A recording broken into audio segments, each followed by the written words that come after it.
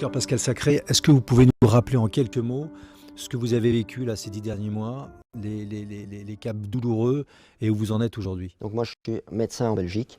Il faut savoir que je suis médecin depuis 25 ans.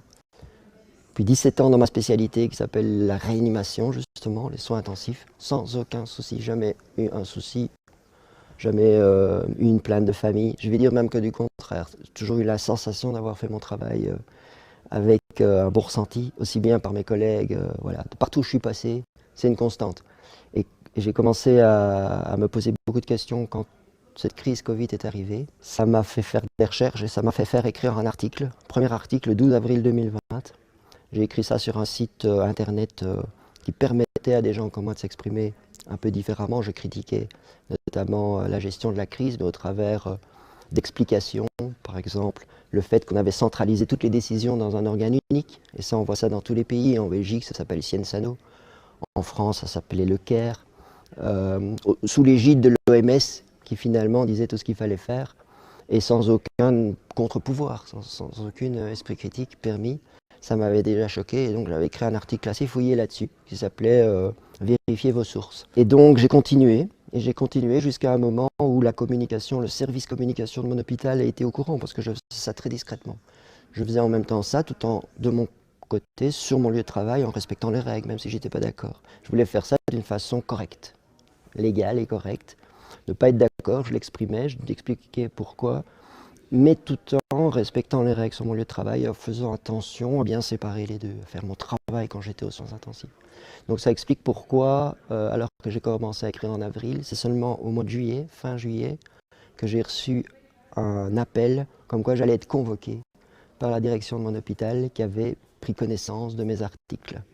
Et c'est vrai, des articles où je critiquais le port du masque de cette façon prolongée et généralisée, critiquer le confinement en disant qu'il y avait d'autres choses qu'on aurait pu faire, parler des vaccins, enfin beaucoup de choses, dont des domaines qui concernaient mon métier. Donc je savais de quoi je parlais, j'ai parlé de la PCR, toutes les critiques sur cette technique qu'on utilisait comme un dépistage de masse qui induisait en erreur plus qu'il n'apportait de renseignements efficaces, enfin, etc.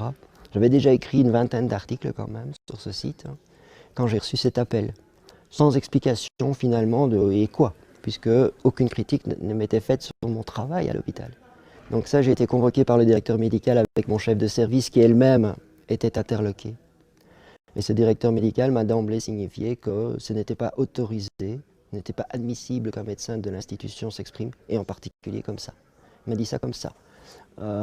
C'est-à-dire qu'on va essayer de vous licencier, on va présenter votre cas au conseil médical, et j'ai déposé plainte à l'ordre des médecins.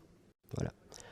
J'ai reçu toutes ces menaces dans la figure sans pouvoir vraiment me justifier, expliquer.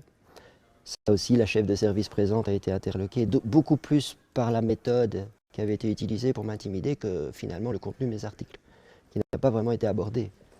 Uniquement le fait d'avoir osé prendre cette parole sans lui demander la permission, que je n'aurais pas eu évidemment, et ayant toutes ces menaces, mais avec la sécurité que comme je n'avais rien fait de mal, que dans mon service j'étais tout à fait respecté, et j'ai continué. J'ai continué encore plus que je me suis dit, c'est pas normal qu'on est dans une démocratie, je crois, enfin je croyais, jusque-là en Belgique, pas du tout. Mais donc j'ai encore continué, ça j'ai ce petit côté, et en plus je déteste qu'on me menace, donc j'ai pas dit au directeur que j'allais continuer, mais pendant 15 jours j'ai d'abord digéré ça, et puis j'ai continué en me disant, et j'ai eu raison parce que aussi bien au conseil médical qui est un peu la structure, s'il y a une faute grave, si un médecin fait une faute grave dans un hôpital, c'est débattu dans le conseil médical, c'est une protection. Et ils votent à l'issue de l'analyse de ce qui s'est passé pour dire effectivement il y a un problème avec ce médecin et il faut entamer une procédure de licenciement. Ça n'est jamais arrivé.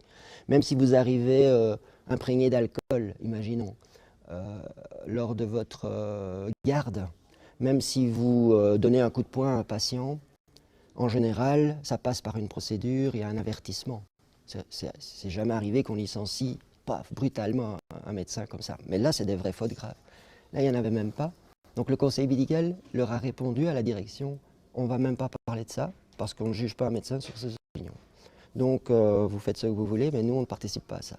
Donc j'étais quand même assez renforcé par cette évolution des choses. Donc j'ai continué à faire à écouter tout ce qui se disait autour du Covid et donc à faire mon opinion et à vouloir informer mes patients, les gens, mes proches de tout ce qui se passait. Je l'ai fait vraiment, on peut aller voir mes articles d'une façon chaque fois sourcée, argumentée. Et à un moment, j'ai commencé à le faire également via mon réseau social pour essayer de toucher plus de gens parce que je sentais qu'il y avait urgence par rapport à ce qui se passait. Sensation vraiment de devoir en dire plus à plus de gens. Et ça la goutte d'eau, parce qu'ils ont eu peur que des journalistes commencent à venir m'interviewer, que plus de gens soient sensibilisés par rapport à ce médecin qui travaille dans cet hôpital. Et donc ils m'ont convoqué, encore une fois comme au mois d'août, mais là il y avait les deux directeurs, général, c'est la personne la plus puissante dans l'hôpital. Il est délégué par un conseil d'administration pour gérer tout l'hôpital. Et il s'appuie sur le directeur médical pour gérer tous les médecins. Et on est 500 médecins dans cette institution. Et donc ils m'ont convoqué, toujours sans m'expliquer pourquoi. Évidemment, j'ai anticipé en me disant, il ne me convoque pas pour m'inviter à boire un café, il m'invite probablement pour simplement me redemander, me refaire des menaces. Donc j'y vais notamment sur le conseil de mes collègues alertés qui disent, ils ne peuvent pas te virer, c'est pas possible, tu n'as pas commis de faute grave. Au sein du service, on n'a aucun reproche à te faire, mais vas-y, parce qu'au moins tu sauras ce qu'ils te veulent. J'y vais. Il faut savoir que ce matin-là, je ne le dis même pas à ma femme pour ne pas la tracasser. Je vais tout seul à ce rendez-vous. Je me retrouve face à ces deux personnes très bien habillées, très polies, mais d'une dureté et d'une froideur terrible. Ils ont des papiers devant eux. Je m'assieds, ils me disent, je suppose que vous confirmez que ce que vous avez écrit dans Facebook, c'est bien vous. Hein, parce qu'on a même cru que c'était une usurpation d'identité. Enfin, j'ai dit oui, bien sûr. Et il faut savoir que dans mes articles, aussi bien que dans mes posts Facebook, réseau social, je n'ai jamais cité l'hôpital, ni personne dans l'hôpital, ni personne en général d'ailleurs. Mais encore une fois, je critiquais la gestion et en disant pourquoi, notamment la saturation de soins intensifs, qu'on arrête de mettre tout ça sur une impréparation ou sur une maladie qui nous a surpris. Pour avoir vécu 17 ans en soins intensifs, j'ai vu d'année en année qu'on diminuait les capacités d'admission, qu'on diminuait le nombre de soignants. Tout ça, je l'ai exprimé, ça ne leur a pas plu. Et donc, ça a été très vite. Ils m'ont dit, voilà, on a devant nous une transaction. Vous avez 6 mois de préavis, mais vous la fermez. Et quand j'ai commencé à lire, c'était le docteur Sacré reconnaît avoir eu des pensées négatives et les avoir exprimées. Je n'ai même pas été plus loin. Et où on a une procédure de licenciement pour faute grave et on a de la matière, qui me dit comme ça, sans m'expliquer pourquoi. Ils m'ont juste dit qu'ils auraient eu des plaintes de patients, de médecins, paniqués à l'idée qu'il y ait un médecin de ce type. Bon, d'accord, alors que je faisais bien mon travail. Aucune plainte, jamais, aucun problème. Mes collègues voulaient travailler avec moi, ils voulaient continuer à travailler avec moi malgré que je m'exprimais comme ça. Mais ils auraient quand même eu des plaintes, il m'a dit des centaines de plaintes de médecins et que donc ça devenait impossible de vous garder. Voilà. Et donc, ou vous acceptez la transaction et on s'arrête là, ce qui me menaçait en plus. Mais vous taisez maintenant et vous signez ça, ou on lance la procédure et il était 9 h du matin, vous avez jusqu'à 15 h pour la ramener. Signé. J'avais même pas d'avocat encore. Donc vous imaginez. J'ai seulement prise pour la montrer à ma femme pour qu'elle puisse dire écoute, voilà, je vais me retrouver sans rien. Voilà. Je ne vais plus avoir un salaire. Donc voilà, je ferai ce que tu me diras de faire. On prend contact avec des avocats qui eux-mêmes sont abasourdis. Ils ressonnent au directeur général en demandant quelques précisions. Est-ce qu'il y a moyen de négocier? Non. Et c'est même, d'après ce que j'ai compris, houleux, au point que l'avocat lui-même, alors que c'était son premier contact, répond au directeur, mais enfin, vous êtes fou, vous. Comment voulez-vous c'est quand même grave ce que vous faites. Comment voulez-vous qu'il se retourne ouais. Ouf, pour moi, ma femme m'a regardé, elle m'a dit, tu veux pas signer? J'ai dit non. Mais en même temps, on va se retrouver sans rien, enfin, entre guillemets. Elle m'a dit non, bah alors ne signe pas, tu peux pas signer ça. Elle l'avait lu. Donc là-dessus, on a refusé, mais même pas. Et rapporté, j'ai tous les documents. Et c'est d'ailleurs incroyable qu'on me dise, vous faites une faute grave telle que vous devez rentrer chez vous ce jour-là, mais en même temps, ils me proposent une transaction.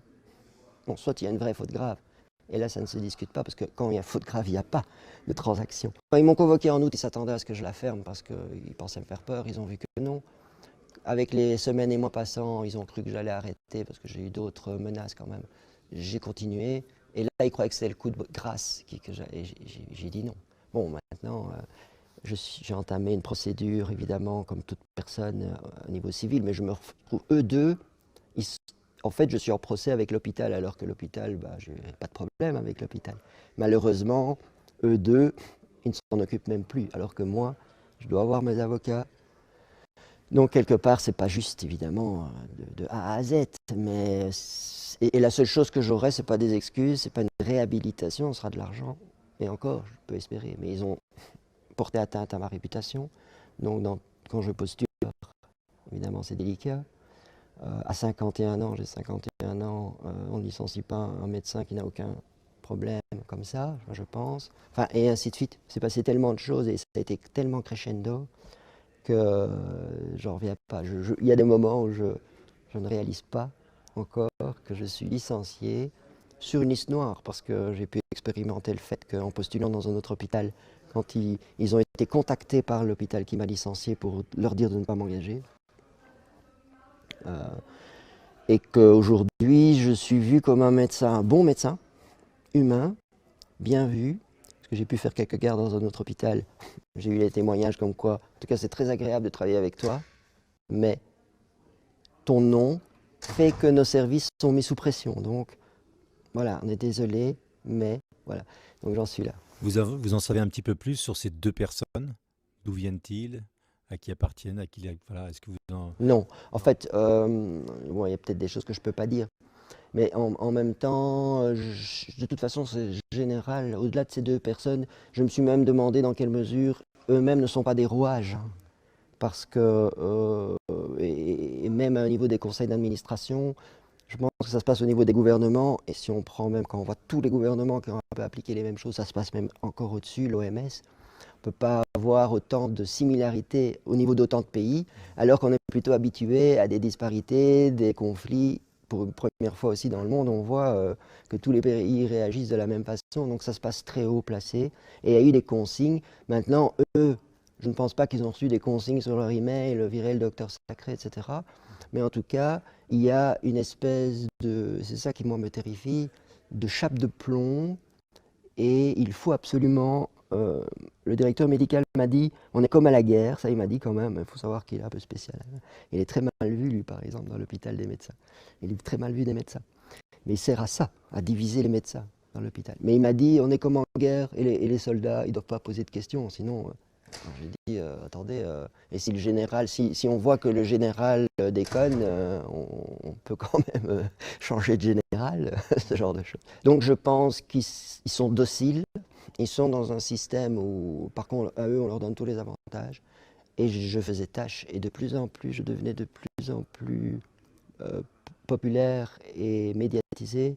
Et ça, dès le moment où ils ont senti ça, sous des prétextes fallacieux, même inverse, parce que je crois qu'ils n'ont aucune plainte à mon égard. Et quand je vois les témoignages de plein de docteurs de l'hôpital et hors de l'hôpital, c'est tout l'inverse. C'est waouh, on est content d'avoir quelqu'un qui est un peu exprimé, c'est honteux ce qu'on te fait. C'est plutôt l'inverse. Mais je pense qu'eux sont des rouages, dociles et, comment dirais, volontaires hein, quand même. Ils sont responsables pour moi. Mais des rouages d'un système beaucoup plus large et vaste. Et c'est ce qu'on voit partout aujourd'hui, hein, tous les médecins qui contestent intelligemment, parce que c'est ça aussi. À côté de lanceurs d'alerte qui, pour moi, ont une parole légitime, mais qu'on pourrait critiquer parce qu'ils ne sont pas médecins, alors qu'ils parlent de matière médicale, pour moi, de toute façon, la question n'est pas là, parce qu'on a également énormément de lanceurs d'alerte, une généticienne qui parle de génétique, un expert en virologie qui parle de virologie et de médicaments dont il est l'expert, moi qui parle des soins intensifs après y avoir travaillé 17 ans, etc. On a de toute façon des lanceurs d'alerte dans le monde aujourd'hui qui sont crédibles. Il suffit de revoir curriculum vitae, et il suffit, s'ils avaient été farfelus, un peu fous, il y aurait eu à un moment, peut-être, probablement, en 20 ans de carrière, en 17 ans, une trace, mais même pas.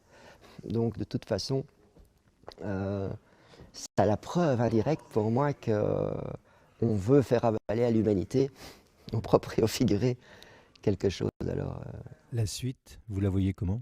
pour moi ou pour le monde? Pour l'ensemble, parce que comme c'est un phénomène qui est global, on va dire, hein, Alors, et il y a pour vous aussi, bien sûr. oui, c'est inclus. Moi, pour moi, il y a deux choses assez paradoxales qui se passent en moi. Il y a toutes ces choses terribles, mais en même temps, toutes des choses formidables, dont ma présence ici. Il faut savoir que mardi, on m'a contacté. Le lundi, je ne savais même pas qu'il y avait nommé ici en Suède. Mardi, on me contacte, et finalement, de fil en aiguille, tu vas même parler, tu vas même pouvoir t'exprimer. C'est assez formidable. Et c'est un peu la suite de plein de choses, parce qu'il se passe vraiment beaucoup de choses. Donc, en même temps, dès le moment où j'ai senti que j'étais plus seul, que du contraire, parce que en fait, je me suis senti seul, mais en même temps, j'entendais Raoult s'exprimer. Ce que je veux dire, c'est que moi, à mon niveau, et dans mon pays, j'avais vraiment cette sensation de solitude, et ça, c'était écrasant. Et pourtant, le besoin de m'exprimer, ça s'est lié à mes valeurs et à l'honneur, au serment que j'ai prêté. Je les aurais respectés. Mais dès le moment où je me suis retrouvé intégré dans un mouvement plus large, et plus seulement parce que j'écoutais les vidéos de Alexandra Henrion-Caude, mais vraiment pris en France notamment avec le réinfo Covid, ça a été vraiment libérateur pour moi.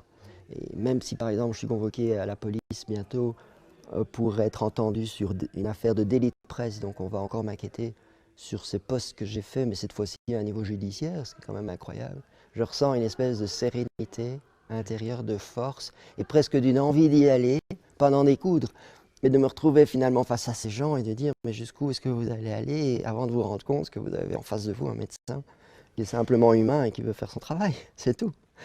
Et donc voilà, donc il y a les deux pour moi, mais je vois ça au niveau mondial aujourd'hui dans le sens où il y a une espèce de... Ça se réveille, je vois des gens à tous les niveaux, de tous les métiers, de tous les âges, alors qui ont besoin, je vois, de figures comme ça. Je ne me sens pas du tout, moi, un héros, hein, ou une espèce de personne médiatique. Je sens que c'est ce que m'est arrivé, surtout par mon histoire, mais je sens que les gens ont besoin de ça. Et eux me nourrissent, et tous les dissidents en France, etc., j'imagine que c'est comme ça, Alexandra l'a dit. C'est réciproque. Moi, j'en ai besoin, je dois dire. On en a tous besoin. Et eux ont besoin aussi. Donc moi, ça ne passera pas. Il y a ici aujourd'hui, mais même déjà avant, il y a des choses formidables qui se passent. Donc je suis optimiste, sans nier la réalité que ça va être terrible encore. Donc on doit continuer. Docteur Sacré, deux mots pour résumer la situation dans laquelle on se trouve. Mais moi, justement pas prendre les mots négatifs. C'est rassemblement des vrais êtres humains. Voilà, on assiste à ça. Et à une formidable, peut-être pas en deux mots, mais deux idées. Rassemblement cette crise permet aux êtres humains de se retrouver. C'est ça que je ressens. Et c'est une opportunité en fait. Je choisis de la regarder comme une opportunité de changer. C'est ce qui est en train de se passer.